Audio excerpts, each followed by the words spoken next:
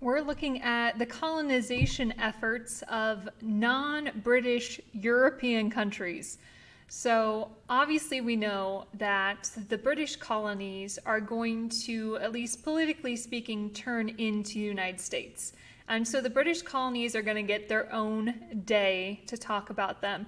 But what we're going to look at now are the other folks, the other Europeans are there. We mentioned already the Spanish were there. They're actually there first. So we're going to look at the Spanish. We're also going to look at the French, and we're going to look at the Dutch. And so Spanish, French, and Dutch, we're going to look at them individually, and then we are going to focus in on what are some similarities and differences between their different colonization styles. All right, so within each of those three, the Spanish, the French, the Dutch, we're going to be looking at some specific things. And so what we'll look at is geography. So where did they colonize in North America? We'll look at politics. So how did they run their colonies? Who was in charge in their colonies? We'll look at the economics. So how did they make money? What were their goals? We'll look at the social structure. So the social structure. And then finally, we'll look at how they related to Native Americans. So for each of those three, we're going to look at those different categories. So up first are the Spanish, because after all, they were there first. Okay, let's get going. So the Spanish, the French, the Dutch, colonies in the New World. Okay, so first, when we're talking about the Spanish, let's just look at a map. I think that you knew where Spain was without having to be shown a map, but in case you are the rare exception and just didn't quite remember where Spain was, this is where Spain is in Europe. But of course, we're more interested in knowing where the Spanish colonies were in the New World. And so one thing to note for sure is St. Augustine or St. Augustine right here. It's in Florida. And so this is going to be founded by the Spanish in 1565. And the whole idea is this is the first permanent settlement that will remain in the United States. So obviously, like I mentioned, when we're talking about the United States politically, we really developed from the British colonies. But even today, if you go to Florida, you can visit St. Augustine or St. Augustine.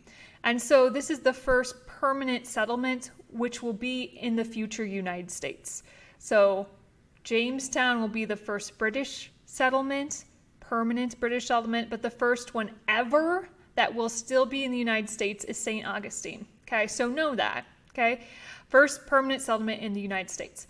Other than that, just very general. When we're talking about geography, we're just talking very generally. So we're talking about the Southwest, Florida, we're talking about Mexico, Central America, Northern South America. So just generally write down kind of where they were. Obviously, they're not up in Canada.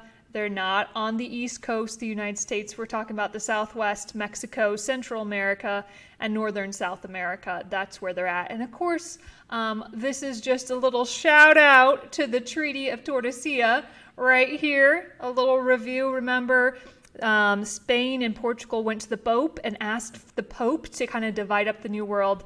And so 2 years after Columbus sailed the ocean blue in 1492, the Pope established this line of demarcation which divided the New World up between the Portuguese on the east and the Spanish on the west. Thought just throw that out because it's, low-hanging fruit right there. Right there. All right, so that's geography, and it's, like I said, really generally speaking, where did they settle? There you go. Plus you got some fun details there with St. Augustine. Okay. Oh, there, I circled it. That's fun. Okay. Political. So how did they structure their colonies? Well, Spain had very tight control over their colonies, right? They cared and they had tight control. So the person who would run a colony is, their title is a viceroy. So this is a picture of a viceroy wearing his tights. Very exciting. And so a viceroy would run the colony, of course, in the name of the monarch. And so they would really, really have a lot of control, day-to-day control over the colonies. So politics, tight control, viceroys. Okay, economics. So with Spain, it's the 3 Gs, right? So what was their goals? Well, there's 3 goals, and they all conveniently start with the letter G. And so one of their main goals that wasn't economically motivated was God, right? The first G. And so I think you can assume that you knew that Spain was Catholic, is a Catholic country, and so they're looking to spread the good news, they're looking to spread the gospel, and so we're going to see a lot of Spanish missionaries attempting to convert the Native Americans. So that was the first of the 3 Gs, was God. The second one is gold, right? Increasing the wealth of the nation, hopefully filling the treasury in Spain with a lot of gold and silver, and so financial motivations for sure. And the last G rather, is glory. And so once again, kind of part of that is the gold, so bringing wealth to the country, but also bringing prestige. Also, it's land, man. They're expanding their claims, they're expanding their territory, they're bringing glory to Spain. So God, gold, and glory, the 3 Gs, basic history 101. You ought to know those and connect them, of course, with the Spanish. All right. Another thing absolutely imperative that you remember is the encomienda system. So the encomienda system, I'm kind of putting it under economics, although it's definitely related to Native Americans. So let's talk a little bit about what the encomienda system is. So the encomienda system is Spain trying to pretend it's the Middle Ages. So let me just try to explain it first, and then we'll try to, narrow down our definition. So remember the Middle Ages? Of course you do. There's not really any major world power in Western Europe apart from Charlemagne, maybe. But remember, it was like all about local lords. So the local lords would have their fief, right, their plot of land, and they really controlled everything on that little plot of land, right? And then you had the serfs, or like the peasants, who did all of the work and lived on the land, but the lord was supposed to protect and provide for the peasants or the serfs. And so remember, that system was called feudalism, right, in the Middle Ages. So this is kind of feudalism come to the New World. And so what would happen is Spain has claimed all of this land, but of course they have to parcel it out. So an encomienda was a parcel of land. So you could own, if you're Spanish and a guy and knew the right person, you could own an encomienda. So it would be a plantation, it might be a mine, but think of it as like a little baby kingdom given to you by the Spanish government. And on that encomienda, you were the boss. And so Spain would give you the land for free, but in return for this land, or as part of the deal, you could also force the natives to work for you. So kind of like in the Middle Ages with feudalism, like the serfs weren't technically slaves, but also they did all the work and couldn't leave the land without permission. It's really, really similar to that. And so the encomienda owner in this encomienda system had this huge chunk of land, and they could force the natives to work for them. But in return, the encomienda owner was supposed to try to civilize and evangelize the natives. So they were supposed to try to bring them like education, or at least bring them Jesus. And so you can imagine how well this system works. Like someone comes into your country, takes your land, and says, you know what? You should learn about this man named Jesus. He is God, right? So this system is definitely an abuse of the natives, and we're going to see some people working against trying to get rid of the system. But this is an economic system for sure. Because there needs to be people who are on these plantations working. There needs to be people that are in the mines mining silver or gold or what have you. And so the encomienda system is very notorious, very much connected with the Spanish, and very much integral part of the Spanish economic system. And so this is an example of an encomienda. Here's an encomendero. who's the person who runs an encomienda. And then you can see the natives being forced to work. All right, so that's a little bit about economics, but also that's connected with natives. It's part and parcel with the same. And so here's a lovely little Kermit the Frog telling you this. Spain says colonists can't take natives as slaves, but you have the right to demand forced labor. Pretty sure that's still slavery, but that's none of my business. Because once again, Spain said you didn't technically own the natives, like you couldn't buy and sell the natives, but you could force them to work for you, right? And so here's another picture of an encomienda happening. Okay. Social system. So social system, we're talking about the casta system. So we know that the Spanish did indeed intermarry with the natives. And so as the Spanish are intermarrying with the natives, and to some extent with Africans as well, we're going to see a bunch of social classes based on race. Imagine such things, okay? And so we're going to look at these different kind of social categories based on race. And so on the top of the heap are the Creoles, right? The Creoles are whites that are born in America. And so your dad was Spanish, your mom was Spanish, you're Spanish, you were born in the Americas, but you are like full-blooded Spanish. So you're on the top of the social ladder. You're a Creole, all right?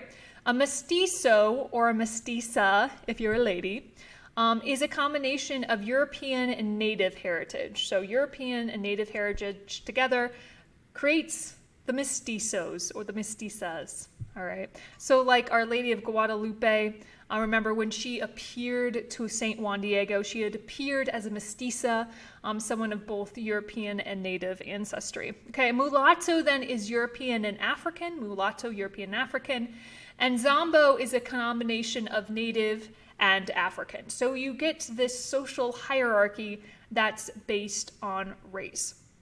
And so this little fact here, you don't need to memorize it, but just so you can see, by 1650, 500,000 Spanish are in the New World. And, you know, to some extent, those are bachelors, and to some extent, that's one of the reasons we're going to see a lot of kind of intermarrying, but that's kind of neither here nor there. But absolutely know the casta system, and I kind of labeled it, the Creoles are on the top, Zombo would be on the bottom of the social hierarchy. All right, social. All right, so we're going to play a game. So, all right, so this is a European and this is an African. So European and an African, they have a kid. What social class would their kid be, or what racial category? Yeah, a mulatto. All right, here's another one. So dad is European, mom is native. Then the daughter would be... Right, a mestiza, right, because it's a girl, so mestiza, so European and native. All right, the casta system. All right, so now we're going to look at interactions with Native Americans.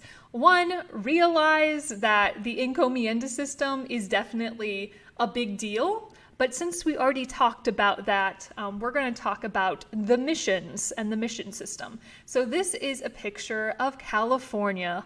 Hello. Actually, it's a picture kind of New Spain. So you can see all this land in the lovely orange color is land controlled by Spain. And so all of these little black dots here are different missions, all right? And so a lot of these missions are going to turn into different cities that are still around today. And they're named by the Spanish. These missions are created by like missionaries, and so they're going to have like Catholic names. And so like San Diego, right? Saint Diego, and then Santa Barbara, Los Angeles, San Francisco. All of these, of course, are going to turn into cities, and they're going to be all throughout the Spanish or New Spain, but specifically we're going to look at California and the coast. So I'm talking about where these missions are. Now I'm going to talk about what they are, which is maybe what I should have started with, but whatever, you'll deal with it. So this is the situation, right? So the Spanish have three goals, right? The three G's, gold, God, and glory. And so this is the God part. And so these missionaries are Franciscan missionaries. So, right, there's different types of religious communities: the Franciscans, the Carmelites, the Benedictines, the Jesuits, whatever, right? And so there's a religious community called the Franciscans, based off of St. Francis of Assisi, right? We knew that. And their goal is to really bring Jesus to the people. But it's going to be very difficult. And so this is the system they come up with. It's kind of the mission system. So this is what a mission would look like, right? You have the church, and then you would have like the priests' quarters, and then you would have huts where the natives would live. You'd have storehouses and workshops, a kitchen, a courtyard, a well. You'd have some farming stuff out here with animals and plants, farming stuff. Very specific. And so these missions are kind of centers of the economy. They're the centers of kind of society. But really their goal is to bring the people to Jesus. And so if I was a Native American, right, I could just choose to kind of enter the mission. So if I entered the mission, if I went into the mission, I would have to stay there until I became a full-fledged Catholic, right? So if I started out there for a week or two and I left, they could and they would maybe chase after you, right? So you're expected to stay there until you were fully converted, until you were like a full-fledged member of the Catholic faith, right? And so what else is there to know? So if you were a mission Indian, so you lived at a mission, you'd be expected to work. So you might be a cook, you might be a farmer, you might work with the herds, whatever. You're expected to work. And you're also expected to attend like catechism classes, like to learn the faith, right? Because that's kind of the point of the mission, is to learn the faith. And also you're expected to learn Spanish as well. So it's kind of like they're trying to civilize you, Christianize you, that sort of thing. And so these missions were, roughly speaking, built about a day's journey apart. And so someone could go a day's journey to the next mission, to the next, to the next, to the next, to the next, all the way up the coast. But this is like how the Spanish are actually trying to convert the Native Americans. And so this mission system is around for quite a while. And the guy who starts them is actually like, oh, here's another picture. Oh, I almost forgot another picture. Look how beautiful. This one looks like, this one looks happier because there's more green, whatever. Later on, just as a side note, these are going to turn into kind of forts during battles and stuff. We'll look at that later. But once again, you have the church, and then like the natives would live there, the priests would live there, and then they'd have workshops, that sort of thing. All right, so Saint Junipero Serra, know him, thank you very much. He's not just a saint, but he's historically relevant to American history. So Saint Junipero Serra, he's a Franciscan priest. You know, that's no surprise after all, I told you it's the Spanish who are really using Franciscans as missionaries. So he's a Franciscan priest and actually gets kind of a late start in his mission. I believe like he's in his 40s. So being in your 40s, like back in the day, is you're probably over the hill for sure. But he's going and he's going to found the first 9 out of what'll be 21 missions in California. So it's his kind of baby, these mission systems. And like I said, he's going to found the first 9. And then later on, Pope Francis is going to canonize him in 2015. All right.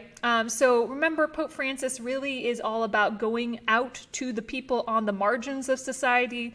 And so Pope Francis really wanted to highlight St. Junipero Serra, because that's what Serra did, right? He went to the ends of the world to try to bring Jesus to these people that more or less no one really cared about otherwise, right? And then also as a side note, if you ever heard of the Sierra Club or the Sierra International, it's a group that helps to foster religious vocations. So vocations to like being a priest or a nun or like a brother. And so sometimes you might hear that they might be sponsoring a dinner or something. They're named after him. That's a side note. But as you can imagine, 2015, when the Pope canonized Junipero Serra, it was controversial, as are the mission systems in general, right? Because oftentimes missionary efforts come part and parcel with like colonial governments, and that combination leaves a lot to be desired, right? And so we're going to see, just like you think of Native Americans perhaps don't love celebrating Thanksgiving because Thanksgiving marks kind of the beginning of the end of their society. It was the same kind of situation with St. Junipero Serra when he was canonized 2015. So here's a picture. Wait, where is it? There it is. I'll move myself here. So this is a statue of St. Junipero Serra, and you'll notice his head is missing. Well, it was decapitated kind of in response to the announcement that he was going to be canonized. So it is a controversial move by the Pope because Junipero Serra is, for all intents and purposes, so intertwined with Spanish colonial efforts that's really hard to disconnect the two. But regardless, he's still like a for real saint. You can pray for his intercession. His feast day is July 1st, at least in the United States. So that's really fun. So we are kind of done now with the Spanish. We looked at where they are for geography. We looked at their politics with like viceroys and the tight control. We saw their economic goals, God, gold, glory. We saw the encomienda system. And then we saw the casta system, which is a social and racial hierarchy that developed as the Spanish intermarried. And then we looked a little bit about the relationships with Native Americans, reminding ourselves of the encomienda system, but also reminding ourselves of the mission system. So we are now looking at the French. And so once again, in case you don't quite remember, this is where France is located in the continent of Europe, okay? But we're more concerned about where New France was in the New World. So France is right here. We're going to talk about the fact that it's going to be found in Quebec. So I would write down Quebec, just remind you of that. So we're going to start up here in Quebec, kind of in Canada. And then they're going to travel down along the Mississippi. And so I would say Canada and along the Mississippi. That's the main area we'll see New France. They will have a few little sugar islands down here, or islands that grow sugar cane in the Caribbean. So they do have some Caribbean islands. But for the most part, when we're thinking of American history, we're going to connect that with, like I said, Canada, kind of the Northeast, and then along the Mississippi River. That's geography. That's where they're at. Okay. So when we're talking about politics, we are talking about very loose control.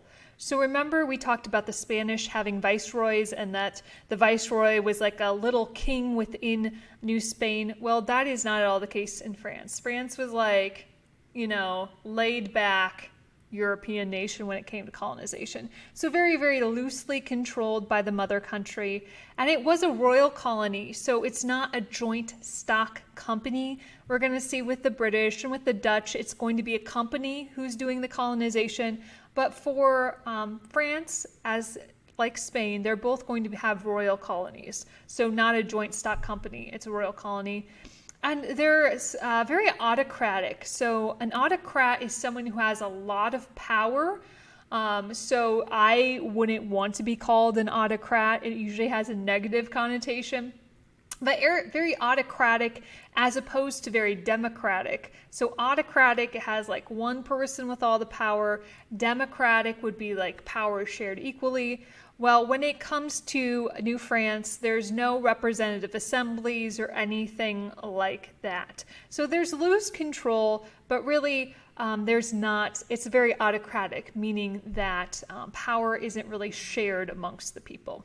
Okay, so that's it politically. Something we're going to kind of throw in with politics is this guy right here. So why France? Why the New World? So what is one of their motivations? Well, France kind of happened upon the New World in a sense. So please know Samuel de Champlain. So he is an adventurer, a discoverer. He's a sailor. He's not necessarily a colonizer. And he was trying to find something very specific in North America. And I'm going to give you a hint. So what was this that Samuel de Champlain, wow, I said that. What was it that Samuel de Champlain was looking for? Why did the French hire him? What was he supposed to find? Well, here's a clue. Oh, what could it mean? Specifically, this is your clue. This cute little face right here is your clue.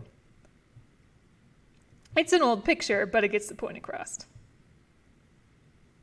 Northwest. Get it? Northwest, the Northwest Passage. So Samuel de Champlain was looking for this elusive Northwest Passage, right? They weren't super good at geography yet. They didn't really understand North America to its full extent. And so they were dreaming of a quick little shortcut waterway across North America, because once again, there's a lot of people really interested in trading with Asia. And so they were hoping to find, a river that would cut straight across the continent that would allow them to continue on to Asia. And so France, that's what they were looking for. So there is a Northwest Passage technically, but as you can see, it's very much in the Arctic, so it wouldn't be ideal to France at that time. So he never found what he was looking for, but he did found New France. And so Samuel de Champlain is called the father of New France because he is the one who's going to found Quebec for the French. And he founds Quebec when he's busy looking for the Northwest Passage, which he never actually finds. And then fun/sad fact, Samuel de Champlain died on Christmas. Isn't that sad to die on Christmas? That'd be a sad thing. And then your family would remember. Oh, that'd be sad.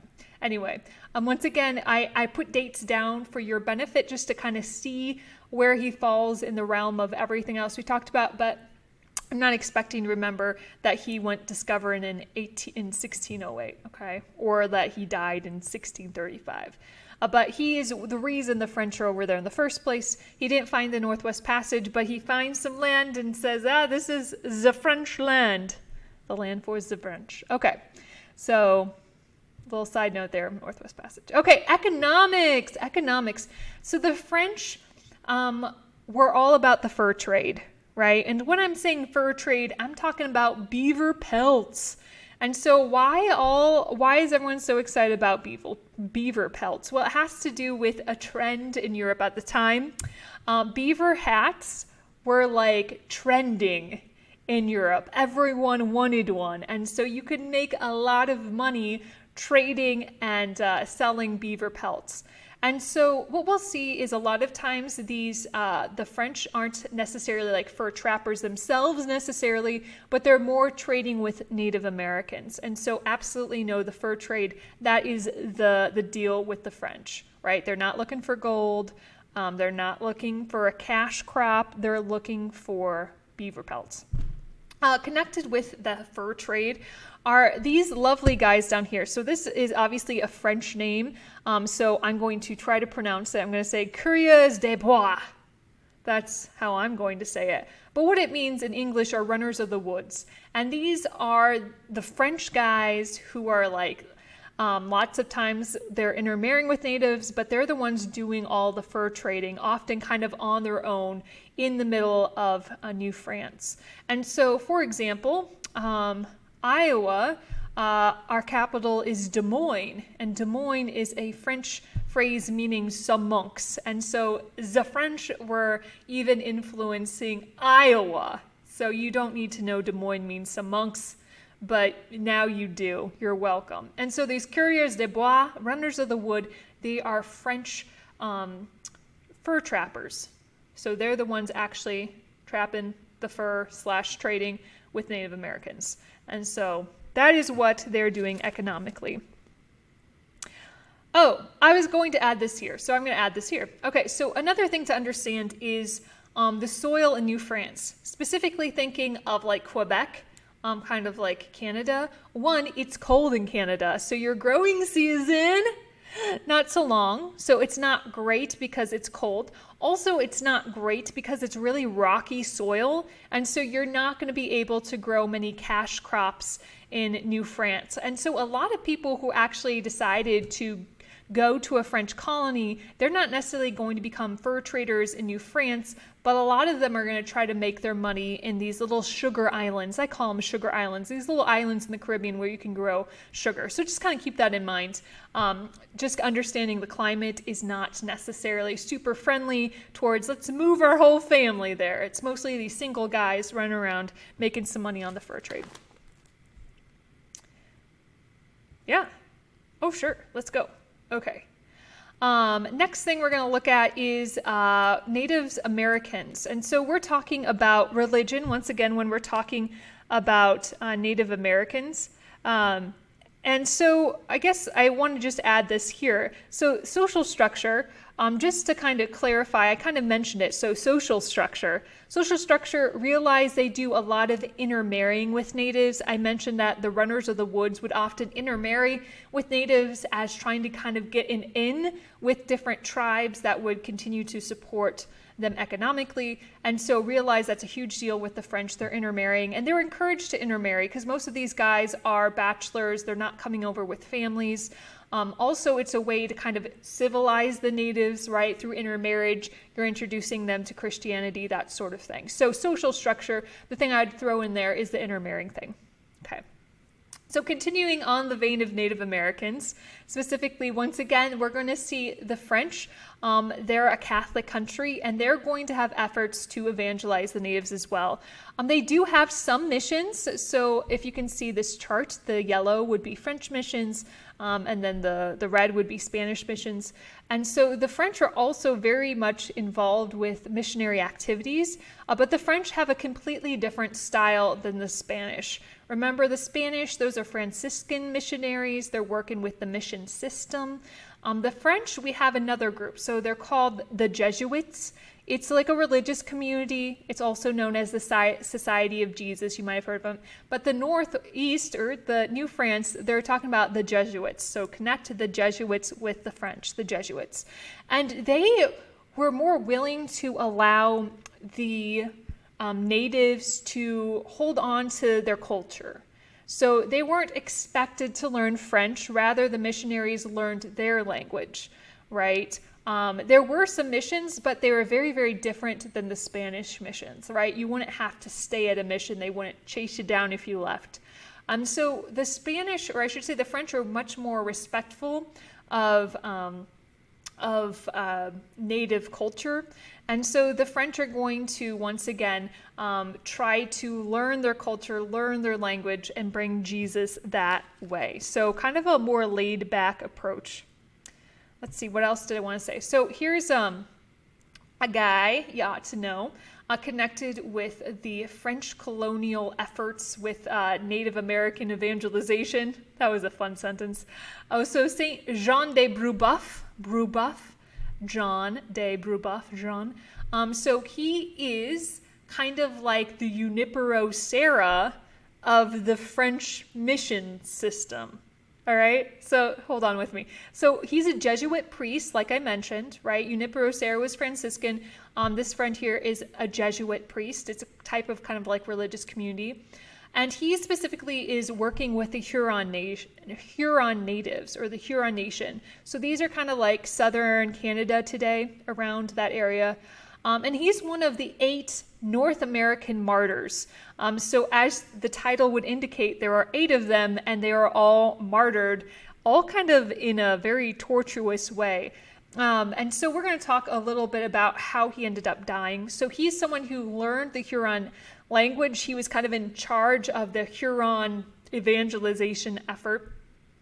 But what was happening is there was 2 tribes that did not get along. And I'm going to tell you about this now. So you don't necessarily have to write down these 2 tribes now, but we're going to be talking about them in the Beaver Wars later on. So you might as well get used to their names. So like I said, he's working with the Huron, but like the arch nemesis of the Huron are the Iroquois. We talked about the Iroquois before when we were talking about Native American adaptations. They have longhouses.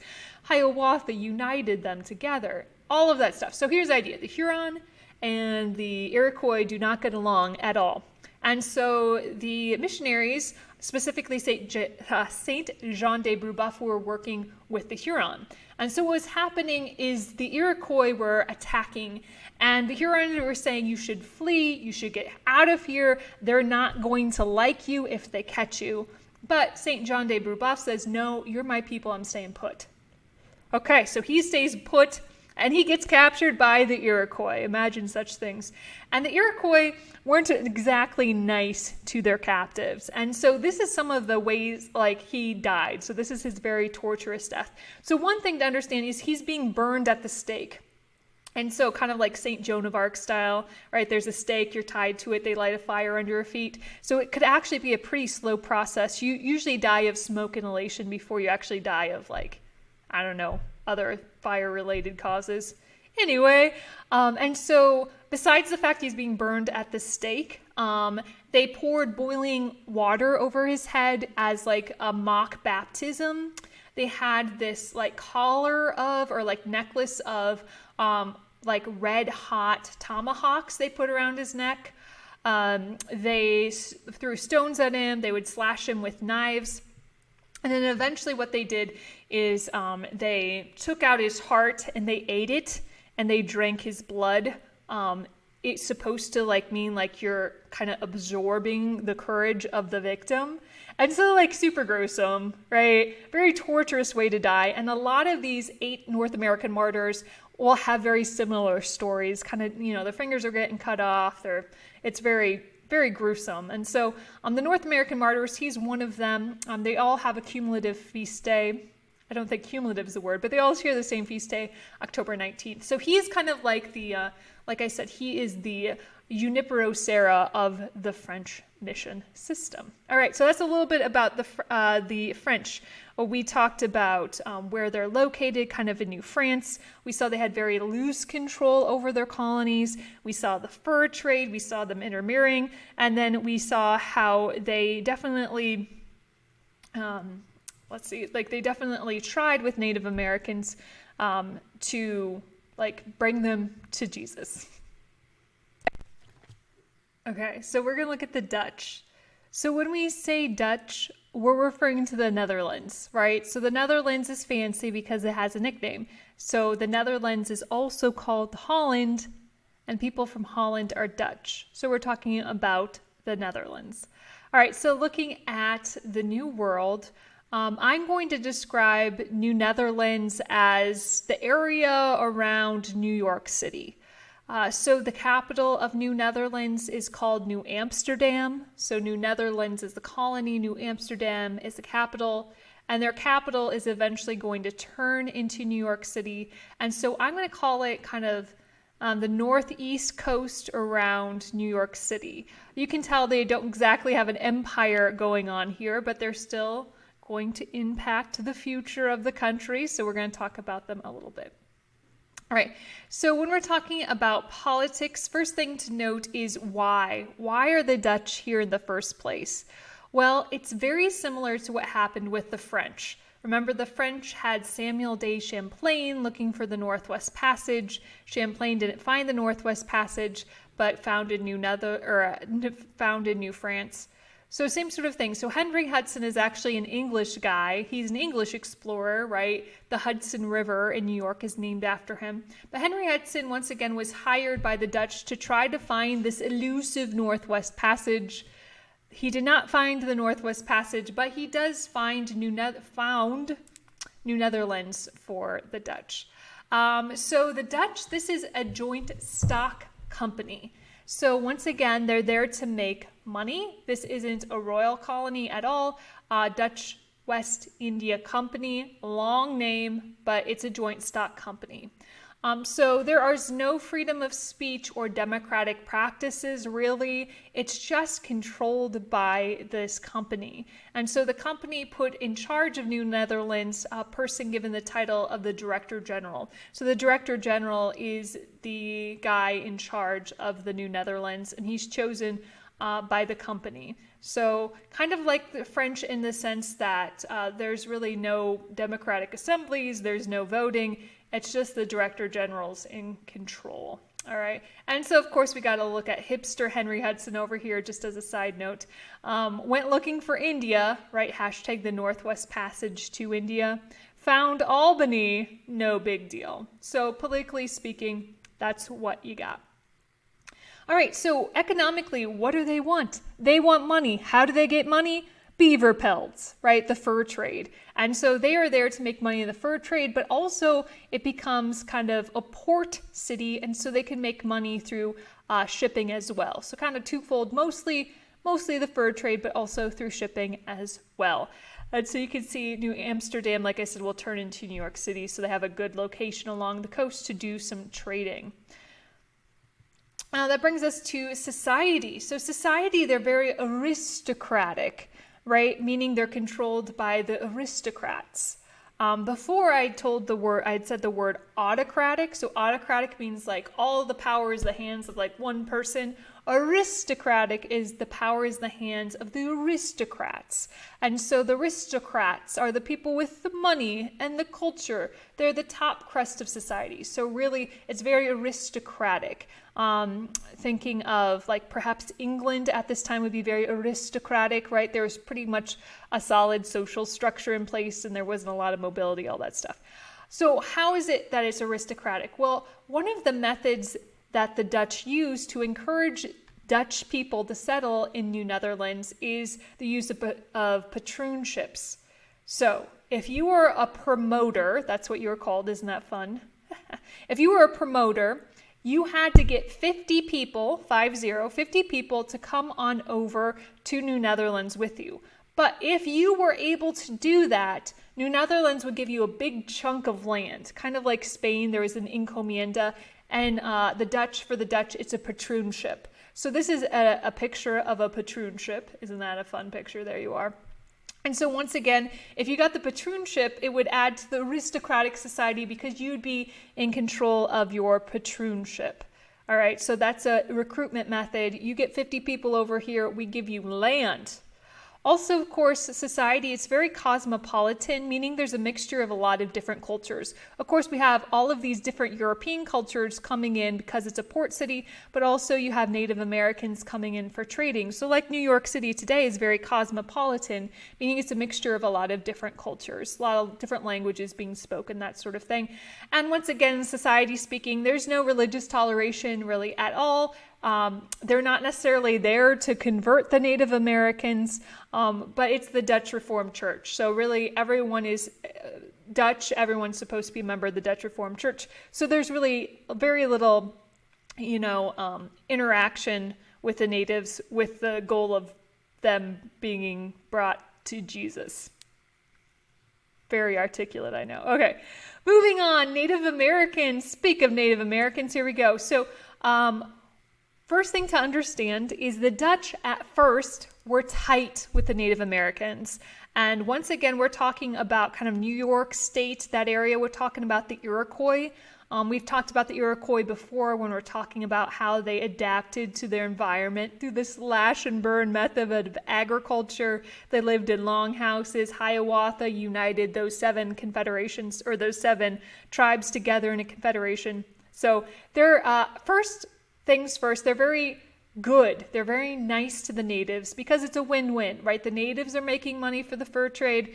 The Dutch are making money. But over time, that friendship, that alliance is going to erode, especially after the Dutch start to exploit the Native Americans. And so we're going to look at some examples of how the Native Americans were exploited by the Dutch. Perhaps the most famous example is the buying of Manhattan. And so Manhattan, one of the 5 boroughs of New York City, it's an island, there it is. It was purchased by the Dutch for 60 guilders, which it would equate with about $1,000 today. So it was a steal, literally and figuratively speaking. Up here, this is just nothing we're going to look at too much, but this is just showing they later bought Staten Island. So they bought Staten Island for 10 boxes of shirts, 10 somethings of red cloth, 30 pounds of powder, some socks, a duffel, muskets, kettles, bars of lead, axes. So you can just see like they're taking advantage of Native Americans in that sense. And also a very unethical tool of negotiation was the use of fire water or alcohol. So the Dutch would oftentimes get their Native American negotiator drunk, and then they were able to negotiate better terms with the drunk Native American. So that's examples of how the Dutch were not so nice to the Native Americans. And like I said, this slide's probably not anything super important for like a test, but just as an example, it's not bad to understand that. Something else that we definitely see the fact that Native Americans aren't loving the Dutch is the fact that Native Americans over time would start doing raids on the Dutch settlements. And so New York City today has a lot of famous streets, and one of these streets are named after named for this very thing. So Native Americans are coming, they're raiding, and so what they do is the Dutch start to build a fortification to protect them from invading Native Americans. And guess where this fortification was built? Which famous street in New York City? Think about it.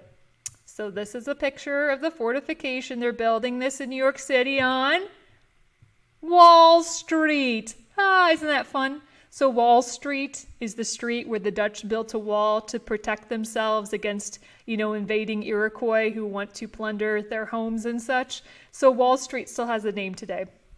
All right, so Native Americans.